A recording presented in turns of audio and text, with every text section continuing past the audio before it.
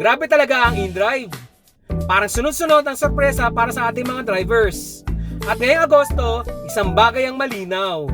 Sa InDrive, mas maraming pasahero. At mababang komisyon ang pwedeng magbigay sa atin ng mas maraming pagkakataong kumita. At may bonus pa dyan mga tol.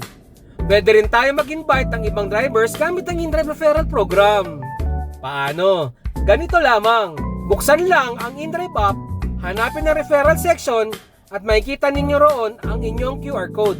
Scan lang ito sa kapwa driver na gusto ninyong imbitahan. Mula roon, maaari na siyang mag-register at kumpletuhin ang mga requirements na kailangan para makapagsimula. Kaya kung may kakilala kayong driver na naghahanap ng dagdag na platform, i-share ang inyong referral. At tandaan mga tol, mas maraming pasahero at kita ang naghihintay sa iyo. Low commission. Kaya abang-abang pa tayo sa mas marami pang sorpresa mula sa InDrive ngayong